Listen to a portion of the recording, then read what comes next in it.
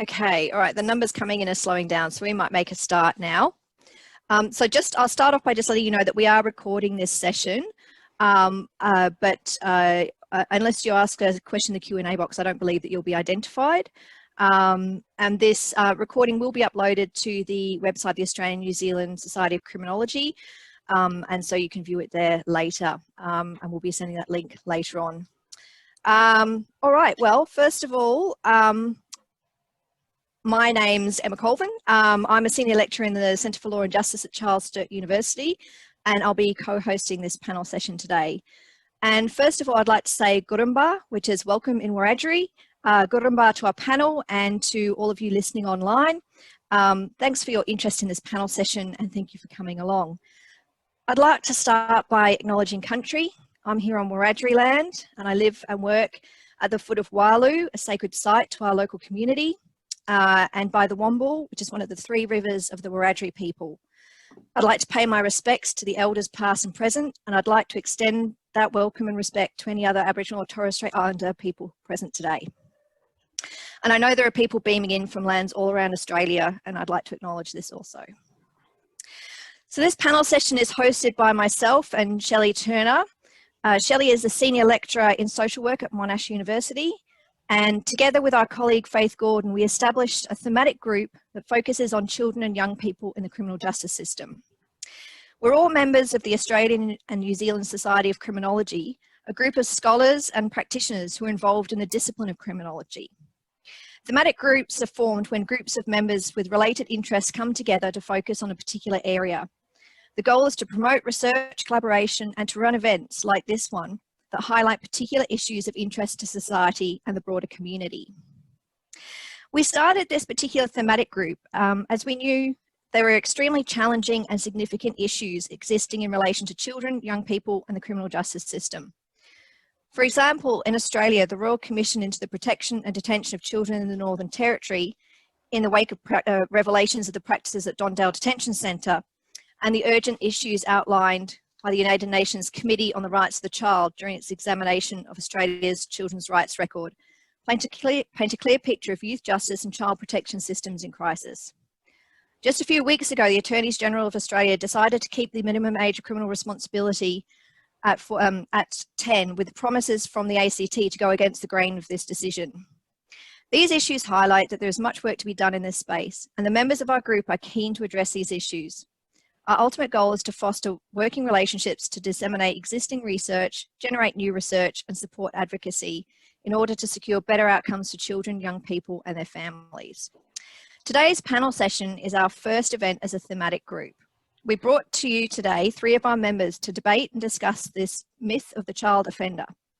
We're pleased that our group, like the discipline of criminology itself, is made up of experts from different perspectives and disciplines to provide an engaging critique of the key issues at play. Shelley, my co-host, will be running the tech in the background and moderating our Q&A session. You can type your questions into the Q&A box, which hopefully should appear at the bottom middle of your screen. Our plan is that our panel will speak for about an hour and then we'll have about half an hour for questions. You can type your questions as you go through the panel session, and Shelley will collect them and then we'll have that session after a short break where your questions can be asked. I'd like to turn to our panel now and introduce them in alphabetical order. First, I'd like to introduce Dr. Susan Badawi. Susie is a Senior Research Fellow in the Department of Social Work at Monash University, and her research lies at the nexus of child welfare and criminal justice fields, where she holds significant research experience. And she's currently actually the holder of a DECRA Fellowship looking specifically into issues surrounding child protection. Welcome, Susie. Thank you. Next, I'd like to introduce Diana Johns. Dr. Diana Johns is a Senior Lecturer in Criminology in the School of Social and Political Sciences at Monash University. Melbourne. And, oh, sorry, the University of Melbourne. It's even written in front of me and I got it wrong. And her research interests include looking at post-prison reintegration, restorative and therapeutic justice, young people's involvement with the criminal justice system, and African Australians' experiences of media representation and the criminal justice system. And finally, I'd like to introduce Robyn Oxley, who is a Tharawal woman from southwest Sydney. with family connections to Yorta Yorta from Echuca and Shepparton. Robyn is an activist and academic in the space of criminal justice system and Aboriginal rights to self-determination, and she's currently a lecturer at Western Sydney University. Welcome, Robyn. All right, so that brings us to the start of our panel session. Enough from me, it's time to hear from the panelists. So really I'd like to start the session by asking Diana, what is the myth? So, thank you, Emma. Thank you for that introduction. First, I'd like to acknowledge I'm coming to you from Bunurong country, Kulin country, lands of the Woiwurrung, Wurundjeri, Djadjurrung, Wathaurong, Taungurung and Bunurong. I'm on the Mornington Peninsula where the land and the rocks and the sky and air and animals, birds, rivers, waterways, sea and sky all make up Bunurong country, as well as the people. I'd like to acknowledge elders, past and present, as well as Aboriginal people in the room listening to us today. I acknowledge you, Robyn, and I'd also, given we're talking about children, I'd like to acknowledge and pay respect to the next generation of emerging leaders who will bring their history and the wisdom of their ancestors into the future and into our future together. So, myth, the concept of myth. We're social scientists, and as social scientists we ask questions. We seek to describe and explain our social world. We also seek to challenge the taken for granted things around us. As a criminologist, I work to build understanding about how and why children are criminalised, and why some children more than others, and also what happens when we do that. We take, of course, different approaches to doing this work. We have many tools and methods at our disposal. One way, though, one tool we have is theory. We use concepts to sort of stretch our thinking, to deepen our understanding, and to see things differently. And one concept that I think can help us do this is myth, particularly when we're talking about something that seems very fixed and recognisable, and that is the notion of the child as offender, and I use offender in inverted commas because that's what we're talking about today. We're challenging that. We're thinking about what it means to see that construction as a myth, and what it means to think about those terms when we put them together, child and offender. So what is a myth? I think if we think about a myth at a very basic level, we think of it as a sort of a story, a traditional story that has a function, and that function tends to be to explain the way things are, the way the world has come to be.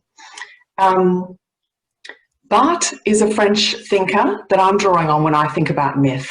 Roland Barth was a philosopher, a writer, an essayist. He wrote a lot about language, about meaning, about culture, but he also wrote about myth. And his book, Mythologies, which he wrote in 1957, I think gives us an interesting set of tools to think about and work with when we're thinking about this notion of the child as an offender.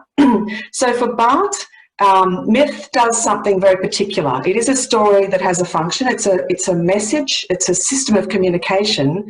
It's a form of language, but a form that we use to convey to meaning, but that also kind of distorts meaning. So I think that's why it's an interesting concept to use as a kind of a lens or a perspective to think through this notion of the child as offender. Now, for Barth, it distorts meaning in a few ways, but there are two ways that I think are really useful that I want to highlight. One is that it removes history. It removes the history of how something came to be represented as a thing. So this thing, the child offender, just exists as if, it's just a natural essential thing that we all recognise and know about. Barth said, myth transforms history into nature. Things lose the memory that they once were made. So I think in this way we can start to think, what does it mean to think about the child offender as a myth if we think about it as something that was made, something that we construct as a society, something that we've come to make together and then come to understand as something in a way that sort of forgets that it was made, forgets how we came to make it. The other, apart from removing history, the other thing that myth does from a Barth's perspective is that it appears as a statement of fact. it appears as if it is this thing that just exists. And Barth writes, it establishes a blissful clarity. Things appear to mean something by themselves. So I think in this way, if we think about myth in these terms, that firstly it's a way of communicating meaning or conveying meaning that removes history, removes the sense that that meaning was constructed, and also that it gives the appearance of a statement of fact as if it is this natural factual thing, then this is a really useful starting point for starting to challenge and think differently about what we mean when we're talking about children who are criminalised.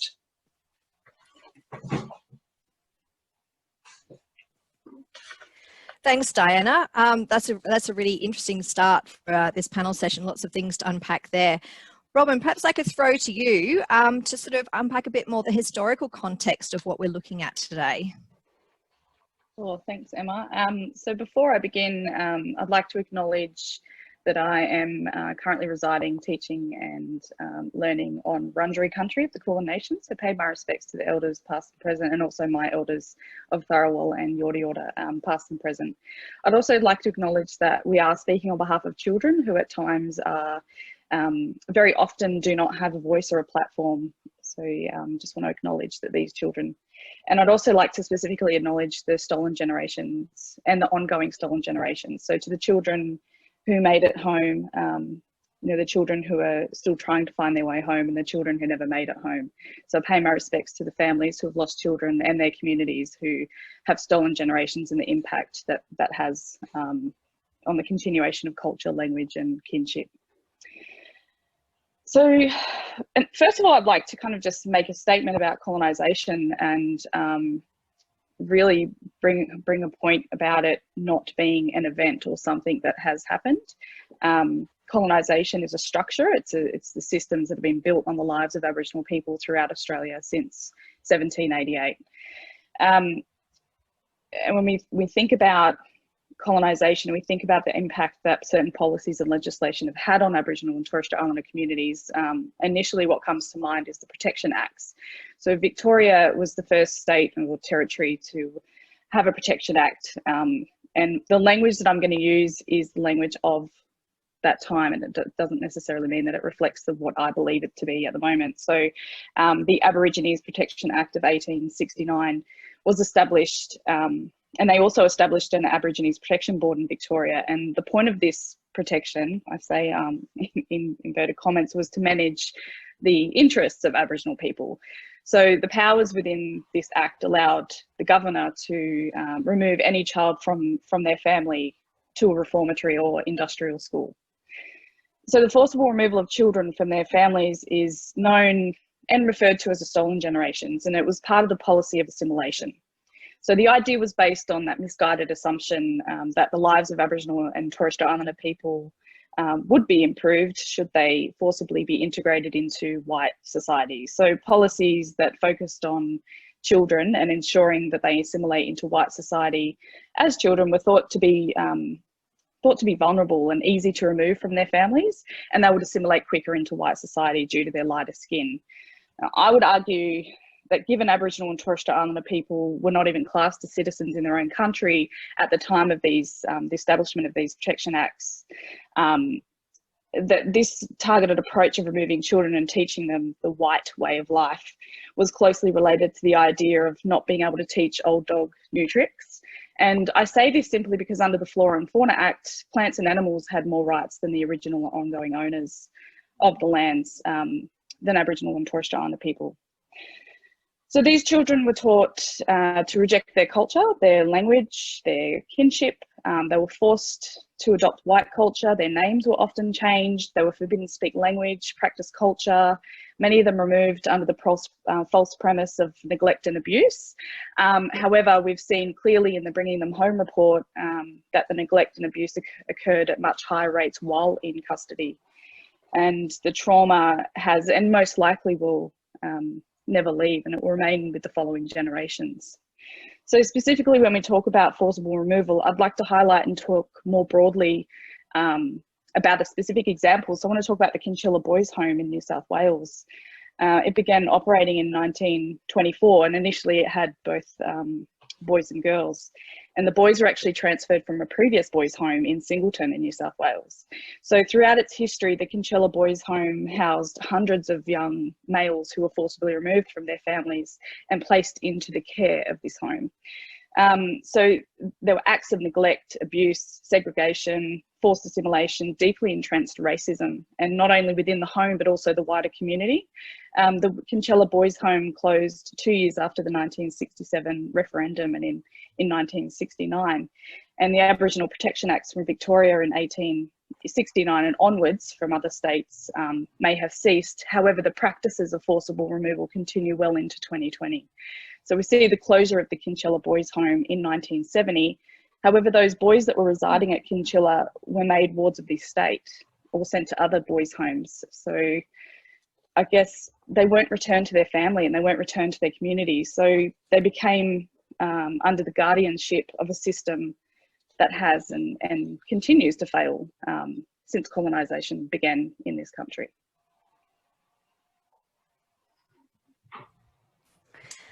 Thank you, Robyn. And I think, you know, as the panel session continues, we'll see these ongoing impacts of colonisation in some of the examples that I think will be brought up.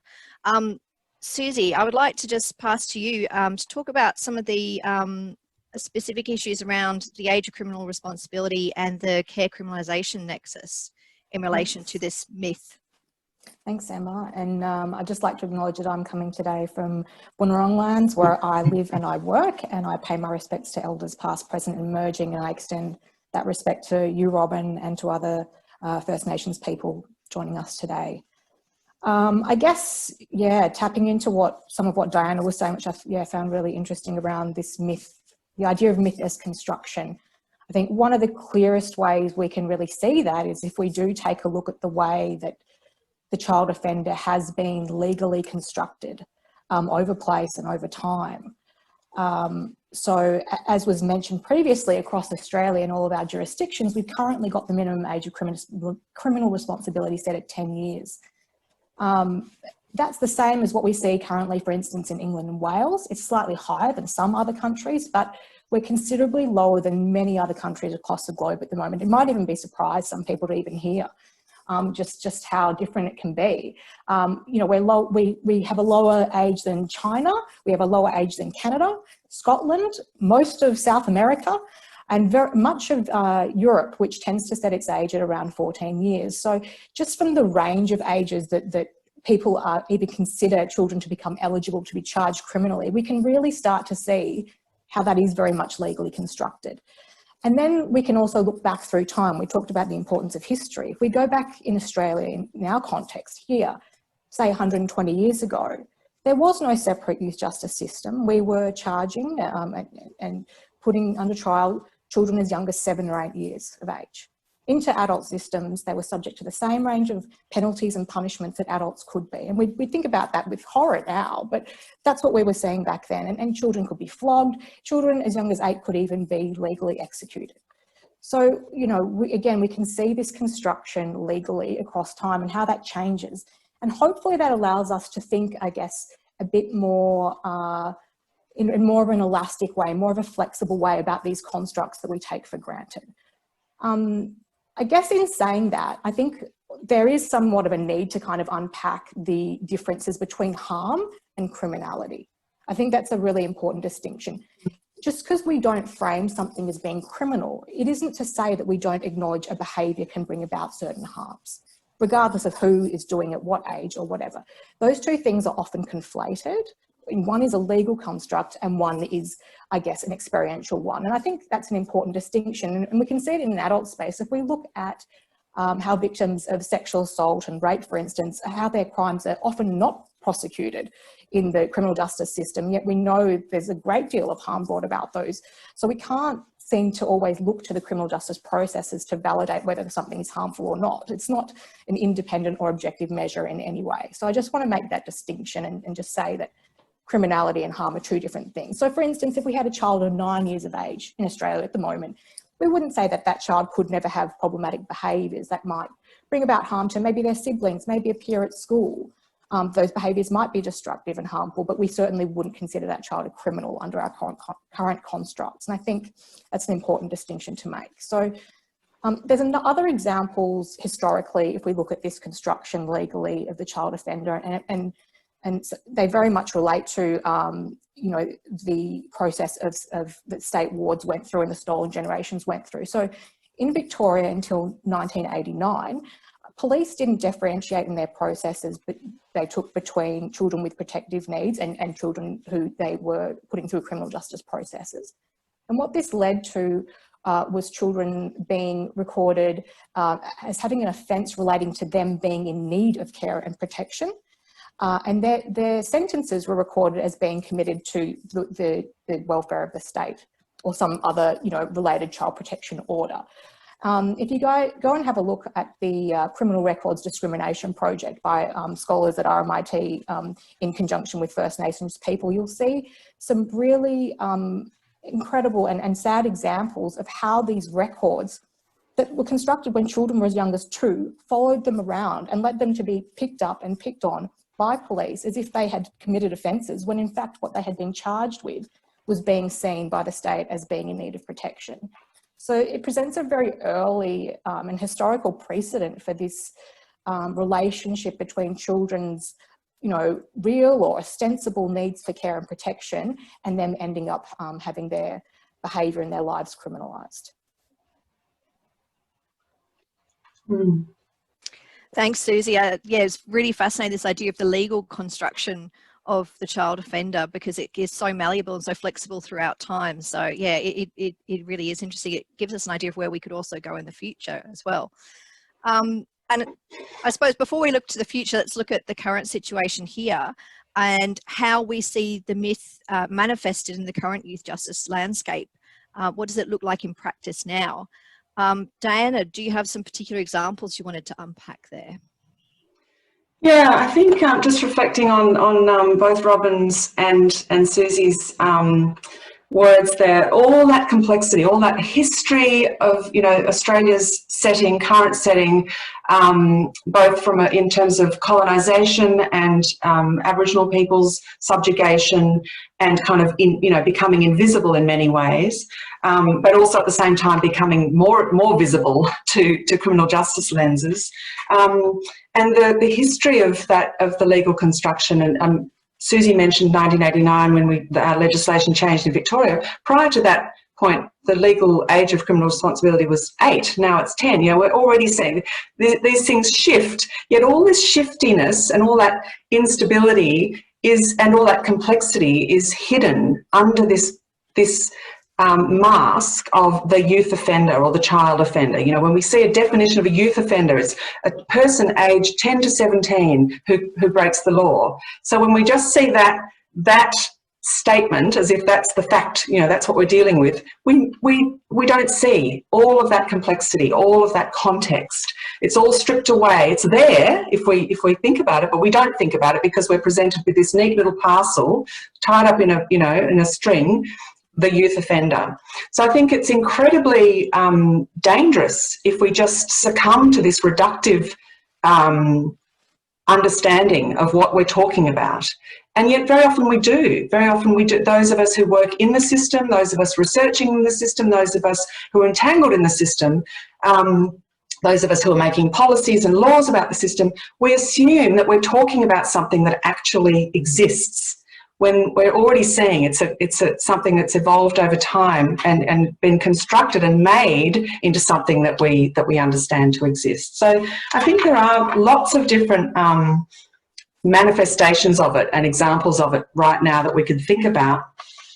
One is that youth offender. I think that's a really easy, sort of persistent, prevalent kind of trope that everybody knows, you know, what we mean when we talk about a youth offender.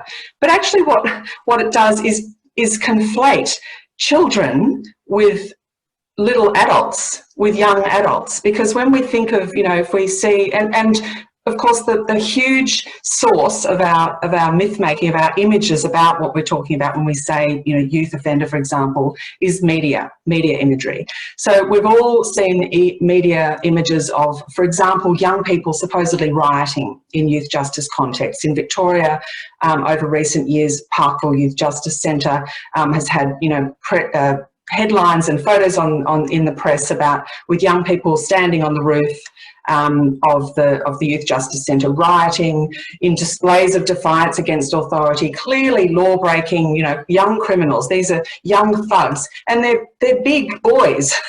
They're teenage boys who fit with our image of what a youth offender looks like. Yet, if we recall that the way the law constructs the child offender is a person aged 10 to 17, we're not just talking about big, burly, you know, violent youths, young people, teenagers. We're also talking about children under the law. And all of these young people are children under the law.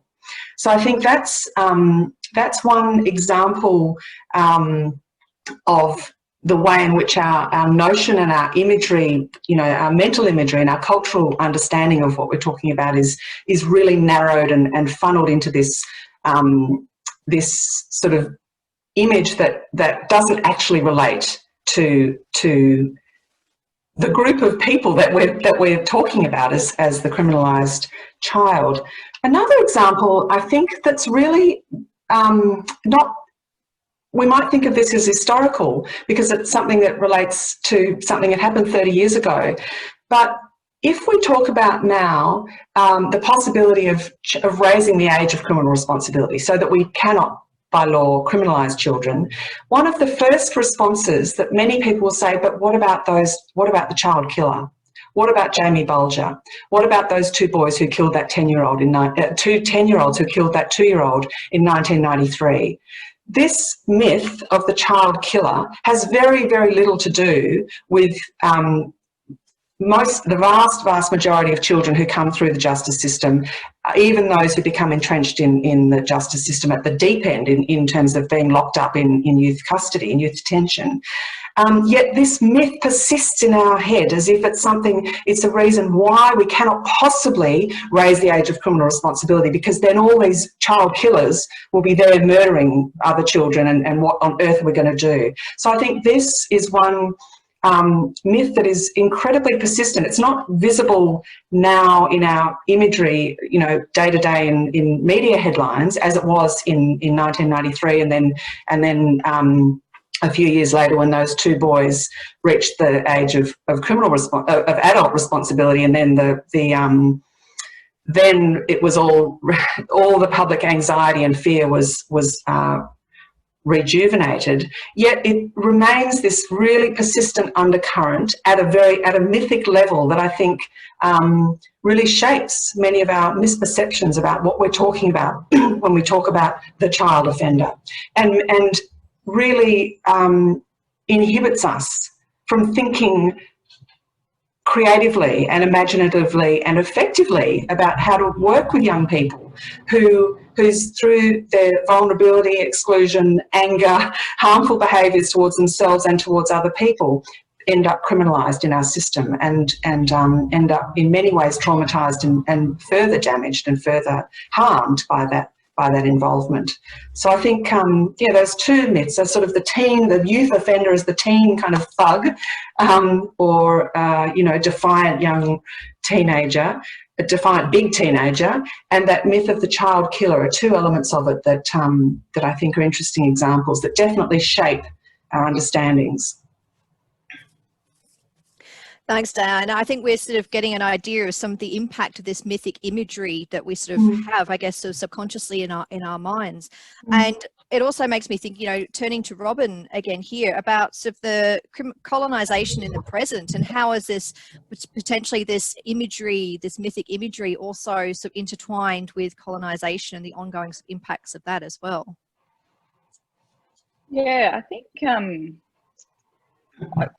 you know, when we kind of think about the myth, and we think of even the word offender and the language that's used in relation to children and offending or rebelling, or however you want to describe it, I think there's kind of a more, it's very complex. There's many layers to it, but the impact that colonisation has got on the present, or has had on the present, you know, we see through the child removal rates, they're higher now than what they've ever been. So, you know, there's a call now by Megan Cracker for a royal commission into child removal. And I think, you know, we all know what comes of royal commissions. There comes recommendations, there's submissions, things are spoken about and put on the agenda and put on, you know, in people's conversations that probably wouldn't necessarily be there. So this call for a royal commission into child removal, I think it's a necessary move if we're going to start unpacking and breaking down those social constructs of what an Aboriginal child is. You know, I spoke about the Kinshilla Boys Home and how it closed in 1970, but then those children were not returned to their homes. They were actually made wards of the state.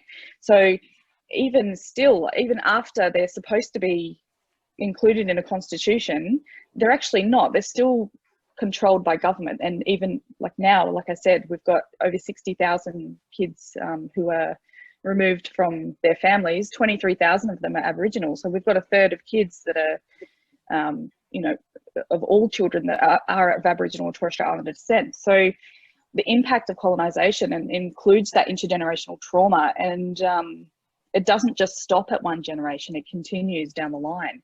But I think one of the biggest things we need to be kind of focusing on is policing as well. So policing young people. New South Wales, you know, for 2 decades, they had maintained some, I don't know, secretive blacklist or something that disproportionately made up of Aboriginal children. And they deemed to be at risk of committing crimes, but they weren't committing crimes, they were being over surveillanced. So watched until, you know, maybe they might have thought about doing something wrong, or, you know, had rebelled, or, I don't know, acted like a child, who knows. But then were picked up, and they become a statistic, and they become, you know, part of the cycle. And we see the institutionalization cycle continue, and then it doesn't just stop at youth justice, it goes into adulthood, and we see that just continues on through every generation. So, you know, many children in this task force that New South Wales have got set up include some as young as 9. So they're not even part of the, you know, age of criminal responsibility at the moment, which is 10 to 17. So we really need to start looking at policing and the impact that police have had, even through colonisation. They were the ones that removed the children from the families. They were the ones that took the kids away. So they are the face of child removal, even in today's standards. Yeah, I think this, a lot of people, I think, are surprised to find out that more children are being removed today. And this sort of, I think Susie could probably talk also about the impact of this overrepresentation in the child protection system, but also where this nexus kind of funnels children into the criminal justice.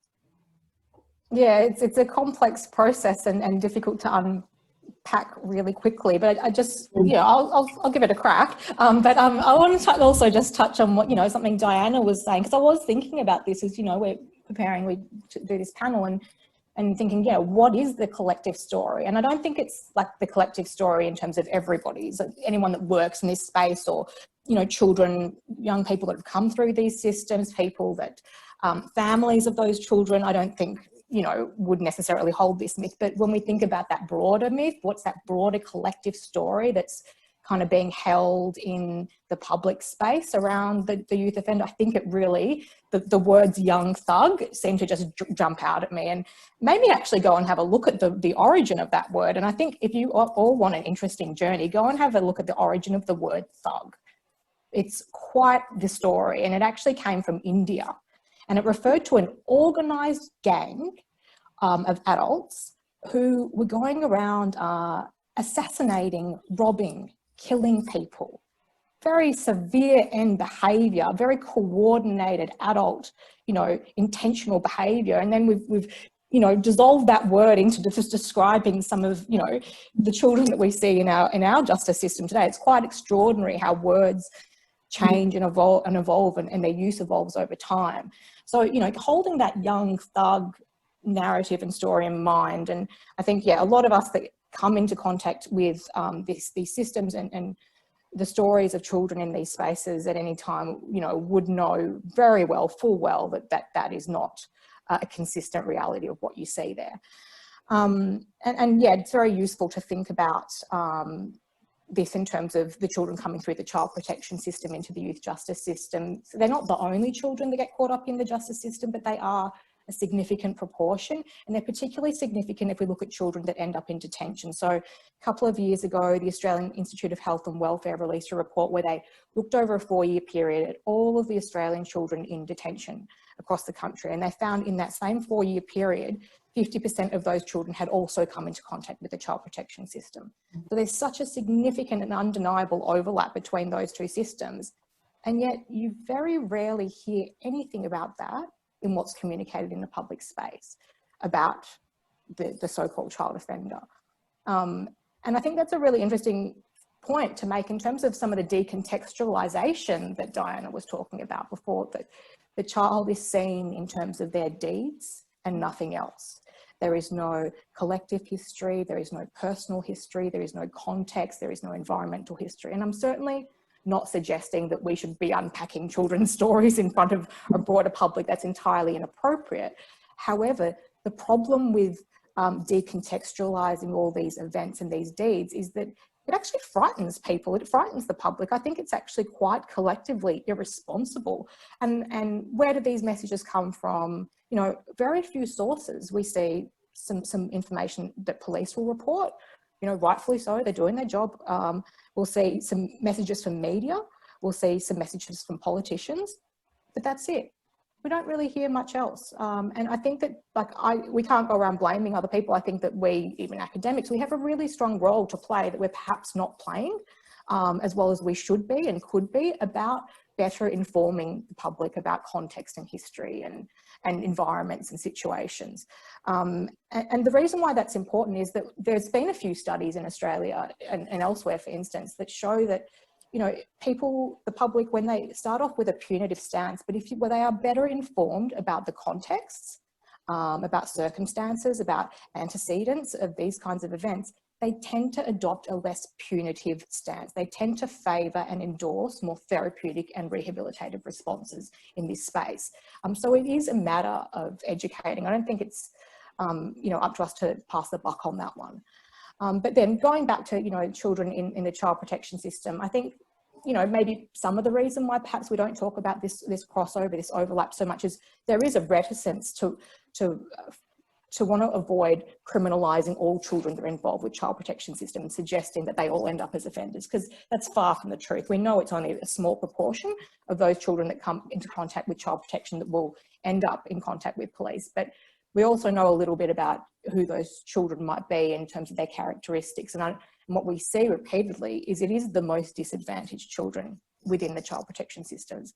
It is the children that are subject to the greatest and highest levels of adversity that will end up in the youth justice system. And it is those children that are taken into out-of-home care situations, whether kinship care, but more commonly foster care and what we call the residential out-of-home care system. So that's where they're placed in group homes with other young children and with a rotating system of staff. And it's a very complex process, and there's a lot of research that's going into trying to understand this funneling process. But one of the factors, and I'm not suggesting it's the only factor by far, I'm not suggesting, but one of the factors that you will see among many of these children is challenges regulating their emotions and behaviour. And these challenges will stem from experiences of what we call developmental trauma. So the impacts of intergenerational trauma, the impacts of being in unsafe environments, unsafe physical environments and relational environments. And the other factor that we see at a surprisingly high rate is neurodisability among these children. So, you know, children that have difficulties regulating emotion and behaviour will experience those more so in environments that are ongoingly unsafe, unstable, unpredictable. So by placing them in environments like, you know, what we often see in a residential care settings, where you'll have rotating systems of staff, you'll have children coming in and out and going in and out of custody as well as themselves, we're creating a circumstance where the child is going to have a very difficult time feeling safe and supported in such an environment. And what we too often see is then that behaviour getting criminalised. And by that we mean adoption of a police response to manage those behaviours, to respond to those behaviours, and really amounts to what I would see as, rather than the child being bad or a thug, as the child being failed by us, by adults. Not just once, but continually, over and over again, in system after system, whether you're looking at schooling, whether you're looking from a mental health perspective, disability perspective, you know, the behaviour is treated as criminal rather than looking at the environments and responses that we're providing to the child. Thanks, Susie. And I think, you know, you really highlighted both some individual and some systemic issues there that sort of contribute to these issues as well. This gives us a really good picture of sort of some of the current issues in the landscape we're operating in at the moment. But I suppose what we also really want to do is be able to look to the future and think about where do we want to go from here. Now we know a lot about how we've come to where we are now, and what's all the meaning of what we're talking about for policy and practice ongoing. And I suppose if I could just throw to the panel just to think of one concrete example of how youth justice could be reimagined, perhaps. And maybe I'll start with Robyn. Sure. So how we can, I guess, reimagine youth justice, for me, is to abolish youth justice centres. And we saw the Royal Commission into the detention and protection of children in the Northern Territory, and one of the recommendations was to close down Dondale, and we saw that happen. However, a few months later, it reopened with a $70 million upgrade. Now that money can go towards, you know, redirect the funds towards Aboriginal community controlled organisations that exist and, you know, are designed, delivered, led by Aboriginal communities. We've got self-determination within those programs. So, and these programs I'm talking about is the Marangooka Justice Reinvestment Program in Burke in New South Wales. And we've seen significant drops in youth offending rates over you know, a certain time period of 3 to 4 years. And you know, it did take a while for that program to become established, but obviously they're working with 27 different nations to build a tribal tribunal tribal council of those 27 nations. So to have self-determination within the criminal justice system, what does that look like? Well, we've got it with youth justice, and we can see that it's working, and it's targeted at young offenders, or young people. Yeah, so I guess that's probably one area where I can see it happen, like I'm operating throughout Australia. I think something else I really am interested in is the language of even just the word offender. It doesn't exist once it's done. So once the person has offended, they are no longer an offender. So we need to break down the language that's used to label youth. You know, we can't keep labeling them as young offenders, or it just kind of, we know that, you know, you label someone something, they'll just take on that trait. So we know that happens, yet we continue to do that. And so we really need to look at the language and how we, you know, how we explain youth justice, in the sense of, you know, we can see this through government documents, through policies, through legislation. We need to look at it as a social issue rather than a punitive issue. So rather than always, you know, calling the police on young people for, you know, antisocial behaviour, because that's what it is, we need to kind of look at it as a social issue and service it through community. And I think one of the things would be to get youth, I guess there's this commitment, there's a lack of commitment. There's a lack of commitment by youth to community, and there's a lack of community commitment through youth. So we need to kind of start building those relationships, but it has to be from grassroots level. It has to be from a, you know, bottom approach rather than a top down approach. I think that's probably one of the ways in which we could, you know, looking forward to how we can kind of address the young people and their experiences with the criminal justice system. Thanks, Robyn. I particularly enjoyed the thoughts you had about language and how important language is, and we really have to sort of think about that. And I guess that's also what we've seen, where some of the myth can be constructed through our assumption of language or the words that we use as well. So it really is very important to really think deeply about that. Diana, what are your thoughts on this? Yeah, I think Robyn's just highlighted some really important things, that there are both really concrete implications for thinking about these things and challenging our assumptions and challenging the taken for grantedness of those assumptions. But there's also value in just sitting with that, with the questions as well.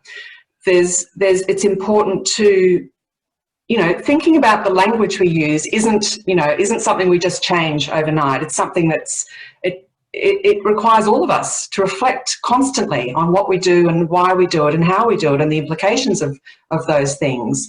So I think the important thing is to open up questions, to shift our sense of this is how things are, and to constantly be critical and be reflective in our practice, whatever that is, whether we're working at the front line with young people and families, whether we're academics, whether we're social scientists or whatever role we find ourselves in, to be reflective and to sit with the uncertainty of not necessarily knowing, but thinking through things in a flexible, critical way.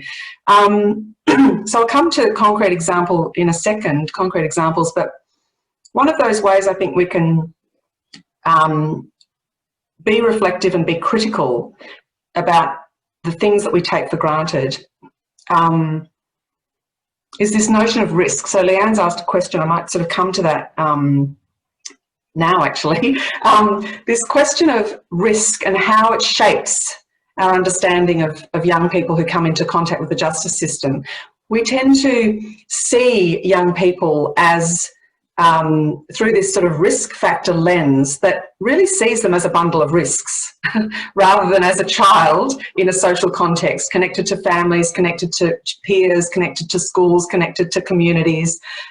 When we see kids in terms of risk factors, we tend to reduce those things into things that kind of fit into boxes.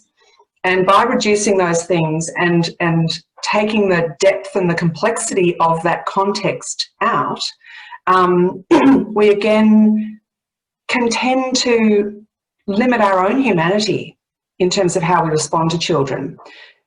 It makes us then more likely to respond to that young person, not as a child, but as all the things that the risk factors point us towards, and that is this notion of offending risks, reoffending risks, vulnerabilities, protective factors, these things that we use all the time in everyday language and everyday practice. So it goes to that the point you raised, Robyn, about the language we use, but the need to shift away from that and to really think about how are we using that language? What is risk actually giving us to work with? Sure, it's a really useful frame to think about safety and to think about who is at risk, where's the harm, how do we protect this child, anybody else connected to this child, and where locating the harm might help us to reduce risk of harm in the immediate sense and promote safety. But beyond that, it's actually limited in terms of how it can really help us think about the best way to respond to children who are exhibiting harmful behaviours, harmful, problematic behaviours towards themselves or to other people. So I think loosening our kind of weddedness, loosening our grip, loosening our attachment to the notion of risk is really important. Leanne's question was about the data-driven systems that categorise young people in terms of risk and whether those sort of, whether they serve to digitise, entrench and amplify myths. Certainly they do, I think. They do, by categorising young people as risky or at risk, they completely reduce that young person to this sort of part cog in a unit in an algorithm rather than a human being with a social context. So I think actually that just solidifies a young person's identity as in terms of this offending risk that reproduces itself, because then we constantly only see that child through that lens, through that in terms of that identity, and that child in terms of that identity becomes something that is there, that is a fact, that is natural, and and again, as we were talking at the beginning, stripped of context and stripped of history, of being constructed, of being made. So I think that sense of constantly moving away and thinking about how we use the notion of risk and risk assessment and risk management is really important. Connected to that, of course, is the notion of overrepresentation. This is another version, another term, another concept that we kind of assume is this factual thing that exists out there. These kids are overrepresented in this group. Aboriginal children are overrepresented in custodial populations, as if that's the fact that we have to work with, rather than seeing that that is something that we've created through all the practices of policing, of historical practices of colonising policies that still persist today. If we just see this thing of overrepresentation as a kind of a natural fact, then we're always limited in our ability to actually do anything about it. And we're seeing this with policy at the moment, government policies that try to aim towards closing the gap. They're simply not achieving what they're setting out to achieve, because they're not acknowledging that constructedness of the child that's seen as the problem. So I think one solution to definitely one concrete solution to addressing the issue of children's overrepresentation in justice populations is to raise the age of criminal responsibility.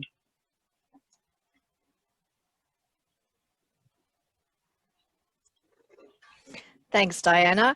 And what I was really thinking about when this focus on risk, it's just always that deficit, isn't it? It's focusing on a deficit and not thinking about how we might work on positives and all the things that children can give, and focusing on what their problems are as well. So excellent, and a very concrete example there. Susie. So can you tell me the question again? Oh, sorry. Yes. Well, just a concrete example of something we can do to move things forward into the future. Okay, yeah. And I think reimagining. This is the thing. I think that when I initially heard the question, it was phrased as to reimagine the youth justice system. And I think that the jarring point there for me is that the best crime prevention strategies in terms of the youth space have nothing to do with the youth justice system. Have nothing to do with that system whatsoever. You cannot manipulate that system and turn it around whatever way you want. I don't think that's going to achieve its ends. That the strongest crime prevention strategies are about building really healthy, connected communities in which children can develop and thrive. It's about ensuring, high quality services to young mums in early education spaces, in schools. Like, it's about ensuring, culturally appropriate services. And like, one of the key areas, I know we don't want to, I understand the argument about not talking about risk and not focusing on deficit, but one of the things it can do is alert us to where we're falling down in supporting people. And there's that intersection, for instance, of disability, like culturally appropriate disability services for First Nations children and young people is a real growth space. There's a fantastic work being done by the First Nations First Peoples Disability Network, Scott Avery, and that in this space, because it's recognised that the current systems that are supposed to support people around certain types of disability and all disability in general, they've been developed from a mainstream space, from a white-centric space, and they don't necessarily meet the appropriate needs of a diverse group of people. And that can be where people miss out on being able to access supports and, have the right frameworks where they feel safe to be talking about the challenges they face in their lives and in their communities. and it met by a service system that is appropriately responsive and safe for them. So I think, you know, ensuring that we've, you know, looked at where these intersections are and, you know, what could be missing? What are we missing there? So that's one of the things, you know, in terms of the residential care stuff that we talked about earlier, the criminalisation of children in that space, like obviously would be great if we didn't have children ending up in those spaces. We've seen in several jurisdictions in Australia recently, Queensland, New South Wales and Victoria, protocols being developed between police and residential care providers with a view to reducing the contact of police with children in those systems. So, you know, a few years back, even talking to police, and there's been so many reports in this space, you get police getting called out for, you know, things like children smashing a mug or a window. One police officer told me, you know, it was tomato sauce on the wall. And she just said, this is ridiculous. Like, you see children being criminalised for stuff that would never go down in a family home.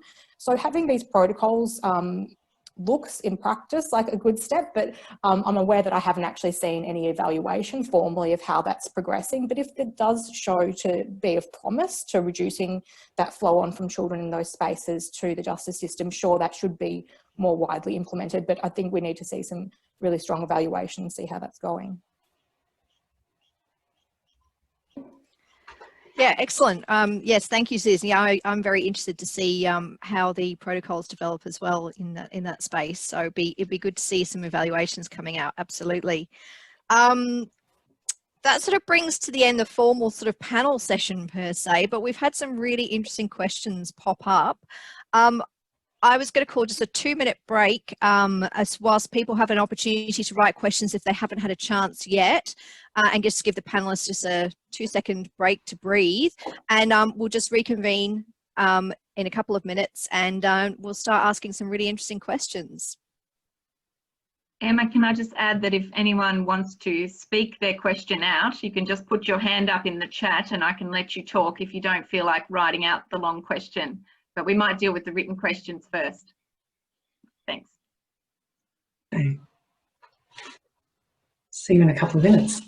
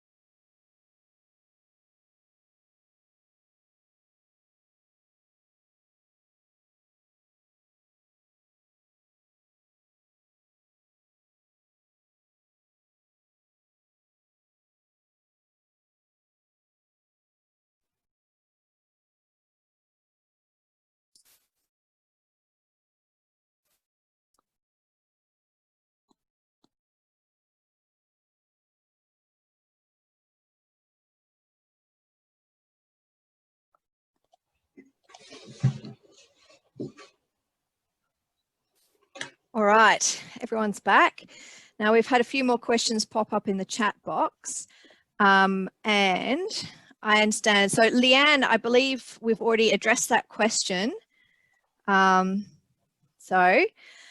Moving on to, so Maggie has a question about gender. So yes, a really interesting point, Susan, Susie. So New South Wales girls were charged with moral danger, and I'm thinking of Kerry Carrington's work from the 90s and all the issues, you know, hay and etc. So do you want to perhaps talk to that, the gendered aspect of this? Yeah, absolutely. There's still, and I think it still goes on, you still see that there are particular values and expectations of young girls, and when they transgress those in terms of what the, you know, the right way to behave is, you know, you see that criminalising response brought forward. And I think that one of the really interesting things we're seeing is, you know, a shift in I guess the kinds of charges that are being brought before young women. I think that's like challenging people as well, like seeing, you know, increasing charges of violence for young females over time, even in the past decade or two, compared to what we were seeing before that. And it's really interesting to wonder, is that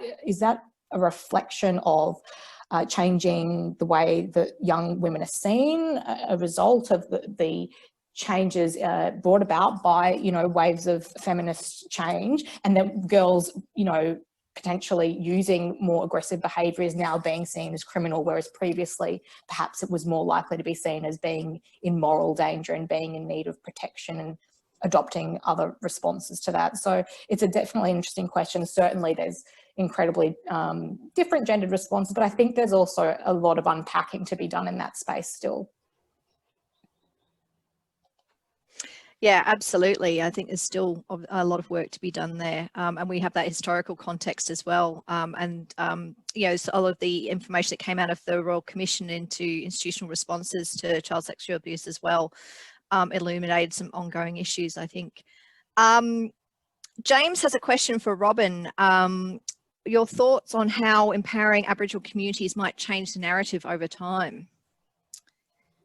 Well, I kind of, I don't believe that the criminal justice system can be decolonised. It wasn't here pre-colonisation, so it's not as if we can turn it back to what it was before initial contact in 1788.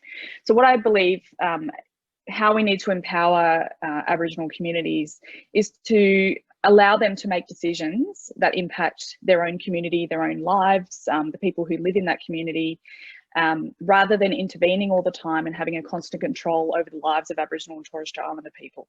So that is one way of doing it. And how we can support that and provide Aboriginal communities with self-determination within the criminal justice system, it can be tricky because we see that governments don't want to lose control of policies and legislation that impact the lives of Aboriginal and Torres Strait Islander people. And we see that with the forcible removal of children. So one thing would be to stop forcibly removing children from their families, stop over-policing Aboriginal and Torres Strait Islander Aboriginal people, stop under-policing them as victims within the criminal justice system. There's many ways that we can actually change policies and legislation so that the experience within the criminal justice system and improved outcomes for Aboriginal and Torres Strait Islander communities themselves. So I think it's a lot more complex than just saying, oh, well, we've got this problem of overrepresentation.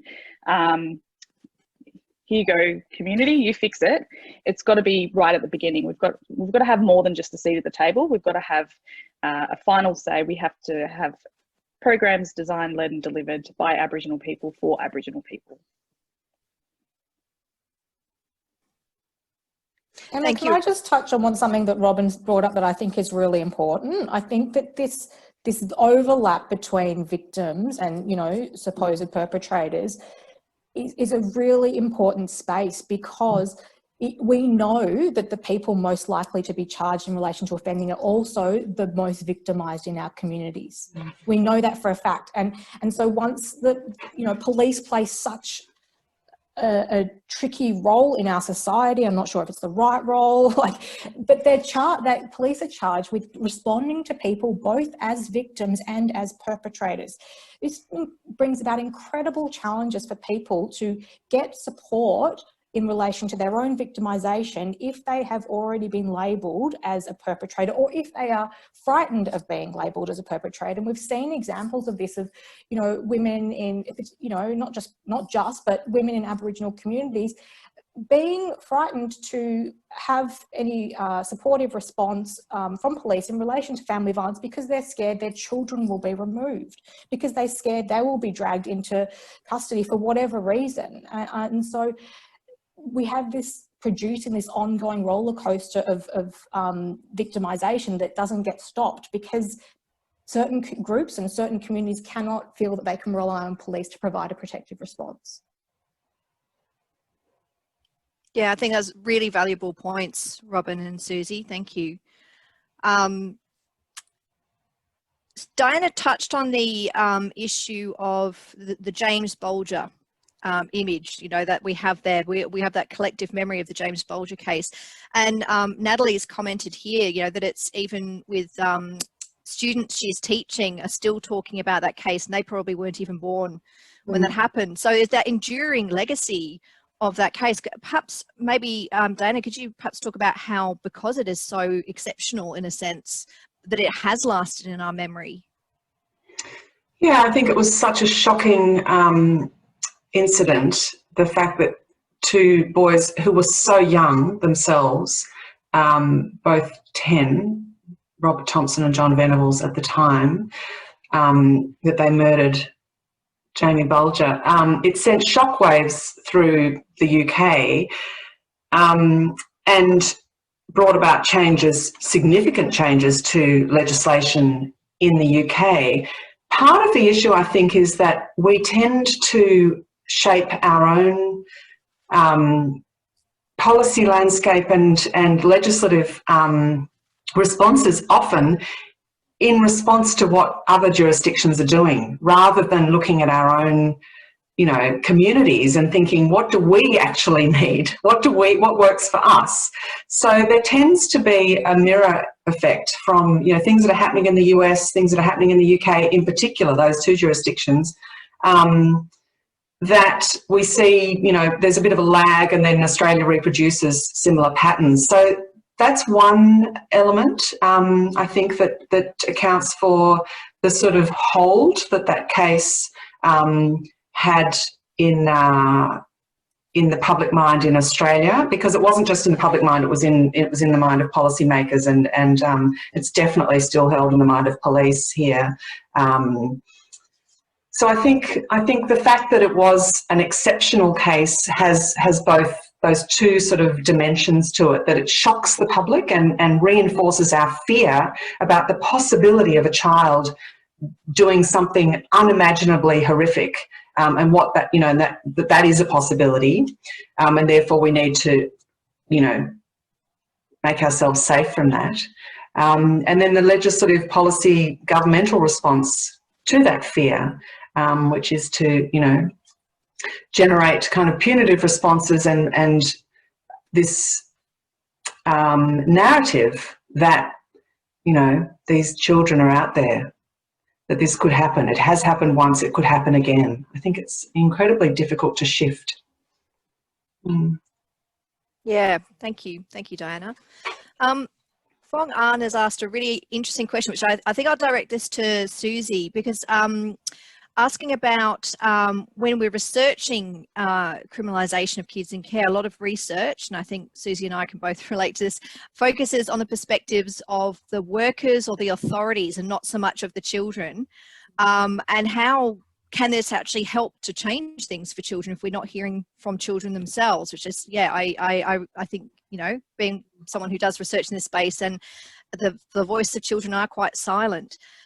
So I was wondering if you could talk to that. Yeah, could not agree more. And not just children.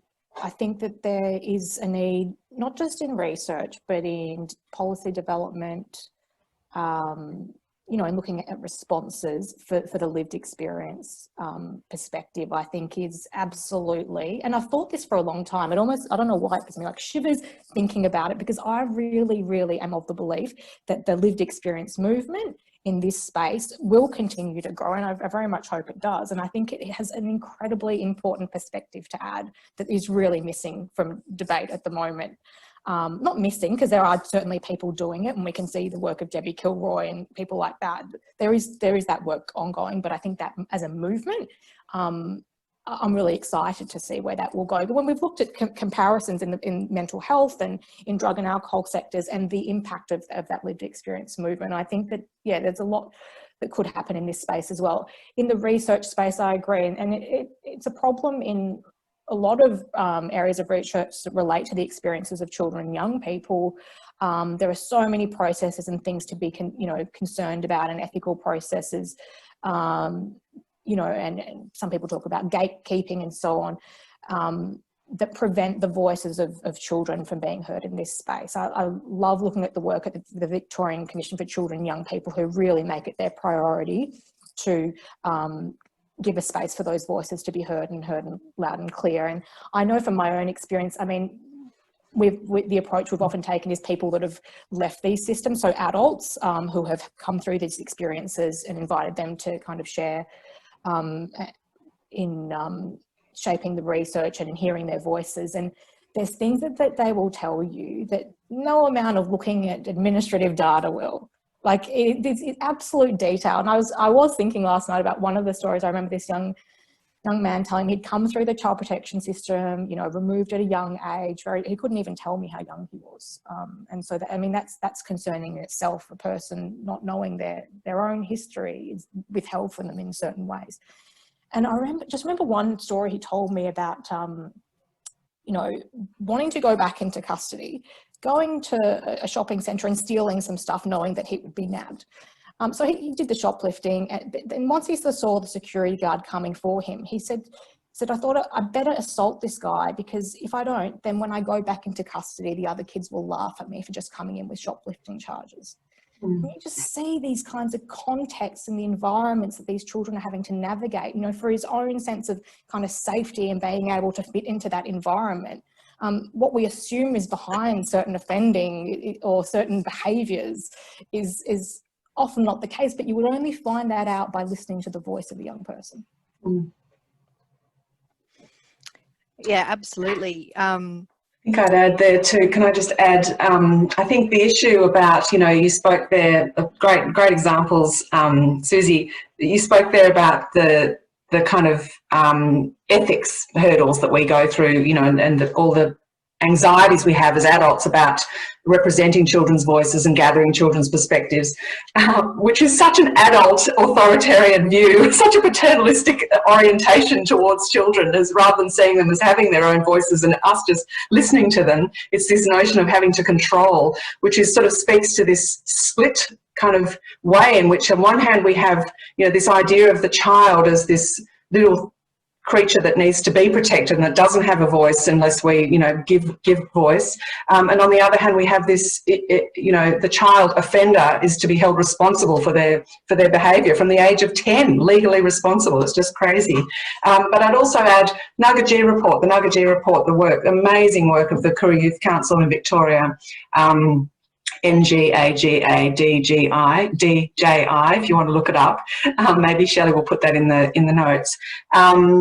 Is a really good example of how we can listen and hear the voice of children in a way that doesn't endanger any child or any child's experience. Yeah. Now, Tracy had a question here, which I think probably has been touched on a bit in those comments from Susie and Diana about the offender identity might be embodied by young people as an attempt to operate within a faux window of tolerance to survive the traumatized systems they find themselves in. So I think we've touched on that. I'm conscious of the fact we've only got 14 minutes to go and we've still got lots of questions. So I'm really pleased with all these questions coming through. So I'll just keep taking them in turn. So Siavash asked about, I guess, the underlying issue. We talked a lot about colonisation, and they've said, essentially is, the privileging of I guess, the colonisers in that sense, using the term white supremacy here as like the underlying issue. And unless we name it, are we able to deal with it adequately is the question there. Who would like to address that comment? I'm happy to address that one. I think part of moving forward is this notion of truth telling, and I think when we come to truth telling, what that means in such uncomfortable conversations, we need to be having these talks. We need to be talking about white supremacy. We need to be talking about privileging certain voices, especially in research and academia. But I think the more we talk about it, the more we can unpack it and what it means. And, you know, we've got such a system as the criminal justice system where it's just entrenched with racism. Now, how do we start to talk about that? Anyone who mentions the word racism just runs the other direction. So it's these uncomfortable conversations that we have to have in order to break down what it is that, you know, pits people up against each other. And we see that we've got disproportionate numbers of Aboriginal and Torres Strait Islander people within the criminal justice system. We're starting to see, you know, African Sudanese populations those numbers are creeping up in prison populations. So what is it about the system that needs restructuring or dismantling altogether?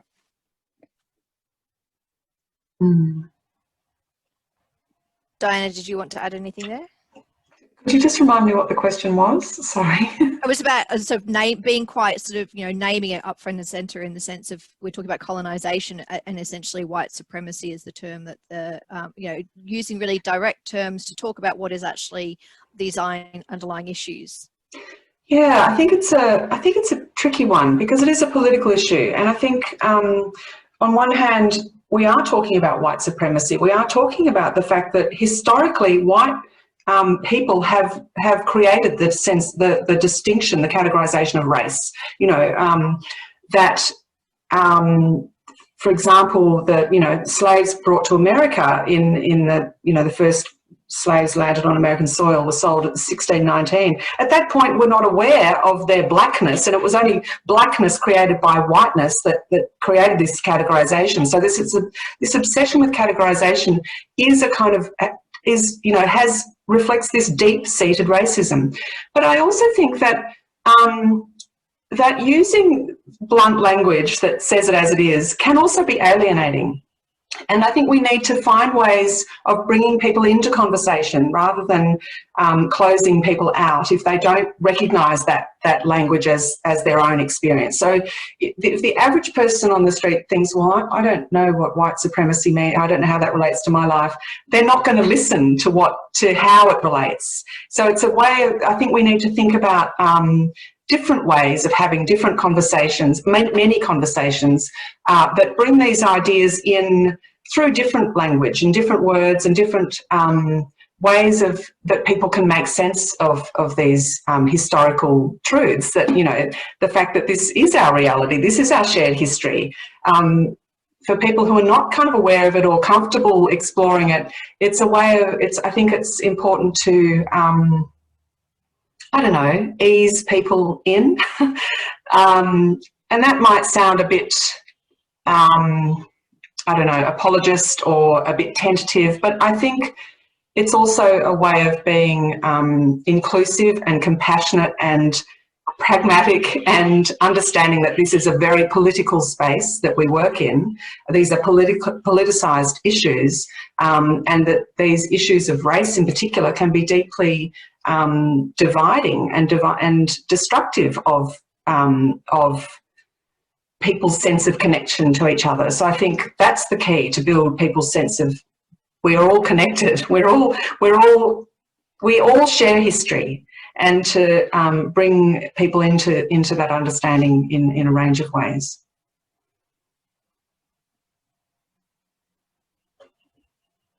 Thank you for that, Diana. Yes, I think some really challenging issues, and they're going to be challenging conversations, and we have to work out sort of good ways to sort of move forward, but address things directly as well.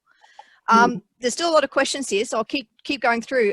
Maggie's asked a question about privatisation and whether this is how do we address the way privatisation is linked to criminalisation of kids in out-of-home care? And I'm guessing, does that mean like the contracting out of care? Or contracting out of prisons? I assume she's referring to out-of-home care settings and residential care and things like that, which is, you see, it's not consistent state to state. It's done quite, and country to country. I think a lot of this we saw in the UK. And I think part of the answer to that is to have more oversight of these systems. I think this idea that you can just give someone a contract and off you go do your own thing. We're not going to watch what's going on here, except in a very, you know, distant way. That there does need to be, if you're going to go that way, well, ideally you wouldn't even, you know, I think that the starting point there is that we need to strengthen systems for even looking for kin.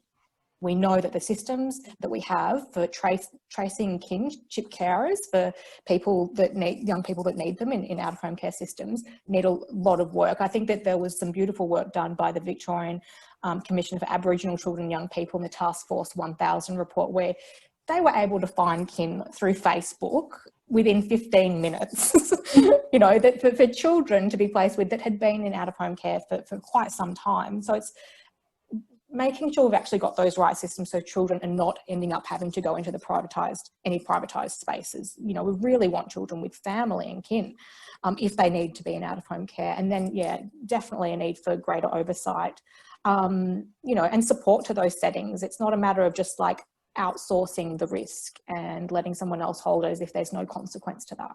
Mm. Yeah, absolutely. Oversight is so important. Lady from Youth Law has asked, how can Resi care workers be better supported to find ways to manage behaviour so they don't use police as the first option? Susie, did you want to take that one? It's complicated. I mean, we know that this is about resourcing and you know, and Resi care workers have a difficult, very, very difficult role because they are, as we know, often not very well trained, not very well supported, not very well remunerated. You know, they're on their own. They're sometimes charged with looking after, you know, a range of children, really unsupported. You know, and this was, you know, a particular problem that was picked up where they said, you know, we need to have, you know, at least 2 people on overnight. You can't just leave one person alone. What if something happens? You know, and so in the Victorian context, they did look at revising some of the processes around that. I think that we need really well supported structures, and the thing is with that stuff is it's expensive. It's really expensive to provide that level of support. And then we need to look at models, and we need to look at doing really clear evaluation about what works. I think that it's not necessarily about just grabbing something that worked internationally. We need to look at context here. We need to look at what works for our particular types of young children that we see in these settings. And I think that, yeah, doing good, high quality research is the only way to actually work out what's working. And with clinical support and oversight as well. Can I add? I think that's really absolutely critical, Susie, what you said. I don't think it has to be expensive, though. I don't think it has to be a matter of extra resources. I think it's often a matter of relationship building and working in partnership. And I think the example in Victoria of where the Department of Health and Human Services and Eastern Region of Victoria Police, in the Eastern Region anyway, Victoria Police worked together to address this issue by training police in having a better understanding of what complex trauma looks like and how it's manifest in children's behaviour, and in training Resi care workers to understand that if they need to call police because they have to put in an insurance claim to fix a broken window, for example, that they can call police, but then police will understand they don't need to charge the child. They can take the report and that can be it. So I think just those simple little changes in practice that arise through working together are really concrete ways that we can start to change outcomes for children. Yeah, that's a really good point, Dana. And I'd just add also that in terms of expense, when we spend hundreds of dollars a day per child in youth detention. So we've got money. If they're not in youth detention, we've got that money, right? So think of the support services you could provide in the community for that. So, yeah. Now, we really are running out of time. I've got a really interesting question here from Marianne. She says she really enjoyed the discussion around the use of language and perceptions of identity earlier. It seems this is a global problem, particularly around the use of terminology such as offender and inmate. What advice would you give to stakeholders in the community involved in youth justice to attempt to change this language? Who would like to go with that? With my students, I teach a subject called Young People, Crime and Justice, and I also co-convene the Justice Involved Young People Network at the University of Melbourne. So, you know, I always encourage my students to think reflectively and critically about the language they use, and the notion offender should always be, you know, in inverted commas, because it's not a thing that exists. It's a term that we're applying that has significant implications and consequences for young people and for their lives, and how we see them. So I think, you know, thinking about clunky terms such as justice involved young people or young people who offend doesn't roll off the tongue, but the fact that it doesn't roll off the tongue forces us to think about how we're using it. So I think those terms can be, you know, that's one way. Robyn, Susie? Yeah, no, I'm similar. So rather than saying, you know, like inmate, I guess the language that was within the question. So rather than looking at inmate and offender and so forth, it's a person in prison, because it's an actual person that we're talking about here, and they're not the deficit in society where they're put in prison and that's where they're kept. So I think when we talk about language in general, so part of my research is I look at some government documents, and they use the word officer quite often, and officers are related to programs of like rehabilitation and reintegration back into the community, but they're still officers. So even though I guess, for example, in Victoria, we've got, you know, Aboriginal liaison officers. So even though they're Aboriginal, they're identified, they're a liaison, it's still officer. And we know, like I've spoken about colonisation, I've spoken about the impact of child removal, but we know that it's police officers that took those children away. They are officers. So in the head of like the continuation of this language has got to stop. But it starts in classrooms, it starts in society. We start changing the language, change the narrative, but we also need to start seeing it in government documents. We need to, it's not just this is not a bottom up approach, this has to be top down as well. And can I just add a final thing on that as well, is you know, it was only very recently the United Nations has encouraged the movement from the word youth offending or youth justice to the use, they're strongly encouraging the use of the word child instead. And that's in recognition that we are talking about individuals who are under the age of legal majority. We're talking about children, and youth, I think, brings into it a connotation.